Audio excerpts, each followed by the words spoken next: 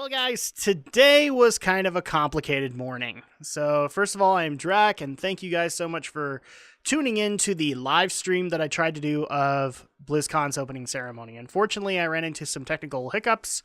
I actually couldn't get the thing up and running on the streaming device, or the streaming app that I was using, which is XSplit, unfortunately, and so while I am sorry about that, I do apologize. I tried to get it up and running as much as I can. This is not a video for apologizing. I figured that at the very least I could give you guys my opinions on the BlizzCon 2016 opening ceremony.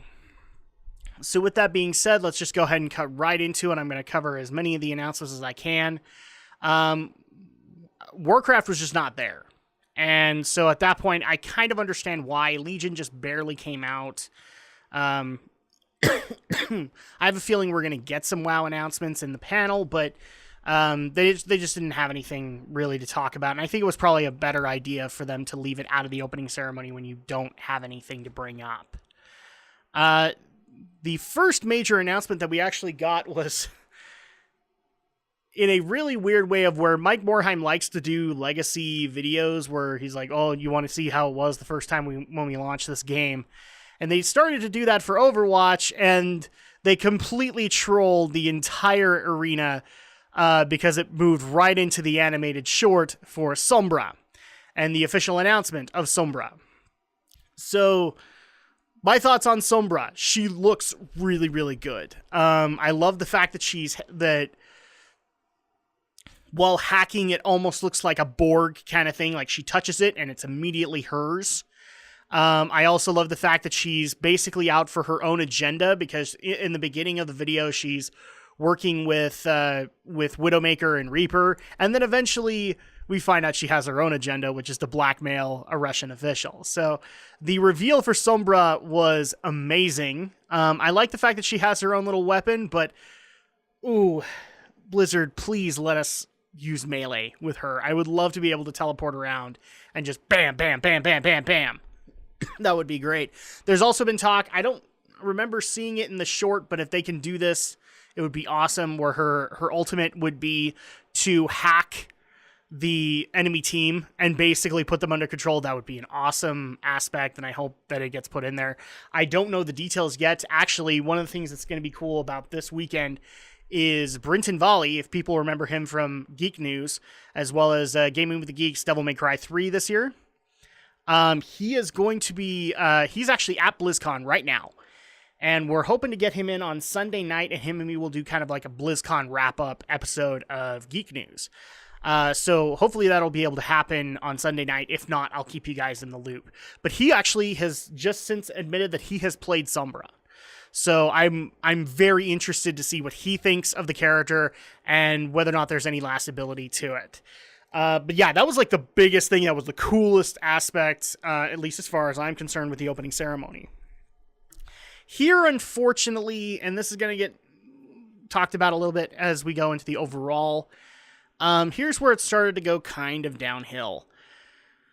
The next major announcement that they had was for StarCraft. And it really wasn't an announcement for a game mode, although they did announce that the third mission pack for Nova Covert Ops is due later this month. I believe it was November 22nd when we're going to get it, and that's cool. Really, where StarCraft's going is apparently in, and I don't have any details for this just yet, so that'll come in when I cover StarCraft, is they're working with Google on AI, and they're using StarCraft to do it. And so at that point, while that is exciting for tech geeks, and I'm sure there's a lot of potential there, and I can't wait to actually take a look at the panel itself, I was hoping for more mission packs. I was hoping for more, like another expansion, or maybe even just to say, yes, StarCraft 3 is being worked on. And unfortunately, that didn't happen, and it was disappointing to me. Just because I want to be able to continue the StarCraft story. I want to be able to see, if you're going to flesh out this universe, flesh it out.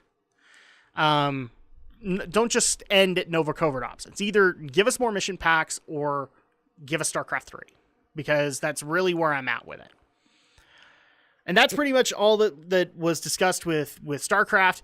I think next we went into Heroes of the Storm, and we have a couple of major announcements for that. So we continued on with the Heroes Brawl concept, and we got to see one of the first maps for it, which is Blackheart's Revenge. So if people remember Blackheart's Bay in regular Heroes of the Storm, Blackheart comes back, and it's basically a map with one core. One team is going to be attacking, and one team is going to be defending. So the team who is attacking is going to be working with Blackheart, and the defending team just has to defend their core. I like that concept. I was wondering what they were going to do with the Heroes Brawl, and I like where this is going. Not to say that I don't like just a general like PvP arena kind of thing, but I do like the fact that we're still keeping true to the maps and the objectives. That's great. With that, though, we also got the announcement of 2 heroes, and while exciting, I am a little disappointed. So we got the announcements of Varian Rin, who is the first multi-class or multi-rolled hero. So he can either be an assassin he literally embodies the specs of a warrior. So he can go Fury and be an assassin. He can go, I believe the next one is also an assassin, but he can go arms and just have a 2-handed weapon and do a lot of siege-based damage. Or he can go into full warrior mode and be a protection warrior. So at that point, that's really, really cool. I would love to see additional heroes that can implement this. And he did look good in the Nexus, so I can't deny that. I'm very happy to see Varian is getting last ability, at least in one franchise, because I hated to see him go in World of Warcraft. With him came also the announcement of the Fire Lord himself, Ragnaros. Ragnaros is officially in Heroes of the Storm, and they had some unique features for him. He literally feels like a raid boss. So you can literally just take out an entire... or the way that they're explaining it, you could take out an entire lane with lava. You can actually have him take over one of your forts and become like the giant raid boss that people have to take on with his ability Molten Core. They even had a little baby Ragnaros. I wonder how that's going to play into it. But overall, he looked very empowered. He looked very awesome. He, by fire be purged. It was really awesome. And they're both cool. Don't get me wrong. I like the fact that Ragnaros and Varian were announced. My only downside, though, is that I kind of didn't want more Warcraft characters. I'm excited for Varian, and I am excited for Ragnaros, but I really wanted more announcements of, say, Overwatch heroes, of StarCraft and Diablo heroes, and we really haven't had much of those yet. I mean, we have 2 Overwatch heroes, and I know that Blizzard can do a whole lot more, and look, nothing against you, Blizzard, but this entire year has been saturated with Warcraft heroes. And I get it. Warcraft is like your biggest franchise. But there are also some really great heroes that you've implemented from other universes this year. You implemented Alarak with Machines of War. You brought in 2 Overwatch heroes, a brand spanking new IP. And you brought in Tracer and Zarya. You brought in Ariel from Diablo. For crying out loud, you brought in Dahaka from StarCraft. So there's plenty more there, but like for each one of those that you did, you had Medivh, you had Chromie, you had Samuro, you had all of these other Warcraft heroes to be able to couple them with.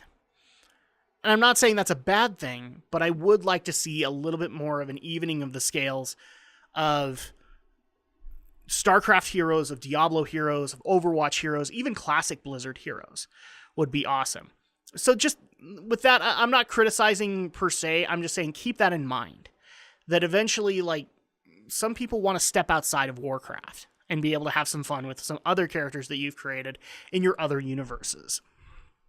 So it's like a 50-50 thing for me. I'm excited for Varian. I'm excited for Ragnaros. I'm excited for Heroes Brawls now, which I wasn't before. But at the same time, I want more non-Warcraft heroes. We then moved into Hearthstone. And the official expansion, Mean Streets of Gadget Zan, has been announced. So this is going to be another expansion with packs. There are 3 main factions that we have to deal with, which were the Grimy Goons, the Jade Lotus, and the Cabal. And probably the first time that this has ever been introduced, we have what are called, I believe they're called tri-class cards, where you can actually have cards that will work for one of 3 classes, basically. So the way that I understand they're working, and again, I'll have more details in the Hearthstone discussion. If you're a druid, you would be siding with the Jade Lotus. However, if you're a priest, you'd be siding with the Cabal, and you would be able to have access to, in the case of the Cabal, Mage, Priest, and Warlock cards. For the Jade Lotus, you'd have access to Rogues, Shamans, and Druids, and then I'm guessing that the Grimy Goons would get Warrior, Paladin, and Hunter.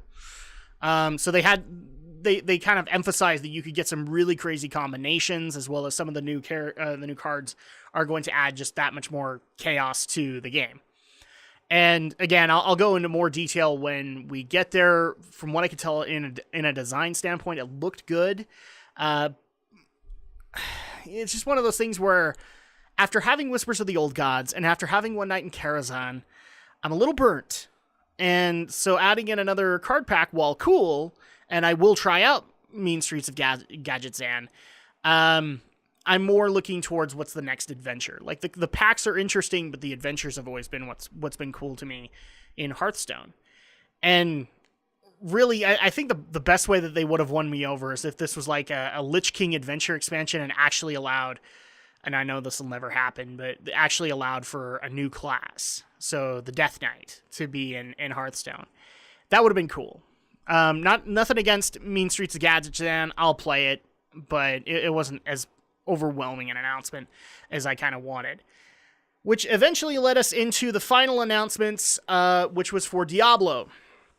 So since we're celebrating 20 years of Diablo, we got two to three major announcements for the game. First of all, new maps are going to be implemented in adventure mode, so you can check out new areas. I do not remember what they are, but again, I'll go into it when I go into the Diablo coverage. So you got two new maps, or two new areas in your adventure mode map. You got the Necromancer class officially in the game. It will be coming soon, and you will be able to implement that. But there isn't going to be like an additional story or anything like that. You just are playing as the Necromancer. Then finally, and this is probably the cooler part, at least for me, is in order to celebrate Diablo's 20th anniversary, they are going to put Diablo 1 in Diablo 3. So you will be able to play an entire act based on the original Diablo. They're even going backwards and dating their graphics and everything like that. It looked really, but it sounded really, really cool. We'll get more details as the panel comes out, which is later tonight. And so, while exciting as exciting as that is for me, like I can go in and I can try out Diablo 1 and not have to have trouble running it on a Windows 10 PC. I hate to say this, but Diablo's announcements were kind of underwhelming. I'm not saying that I needed Diablo 4, but it would have been cool to have an additional act, like an additional act in the game, not Diablo 1, to be able to flesh out the Necromancer. That would have been cool.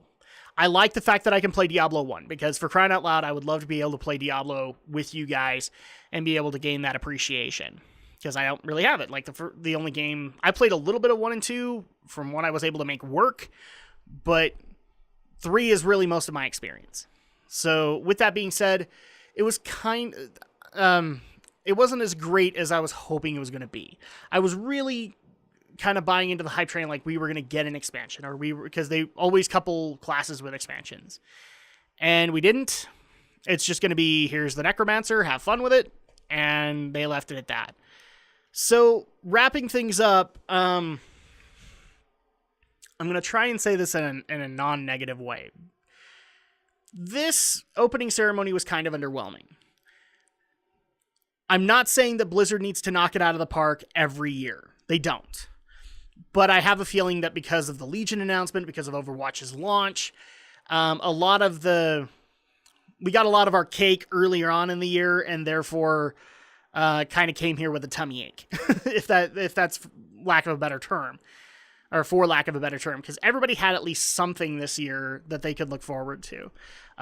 Even StarCraft. StarCraft had Legacy of the Void earlier on, and then eventually got mission packs and all that other stuff. And that's cool. But we had a bunch of really cool stuff happen throughout the year, and then when we came to BlizzCon, it was just not what we expected. And I'm not saying that's a bad thing. I think it was still a good show. However, it is what it is. It was kind of underwhelming.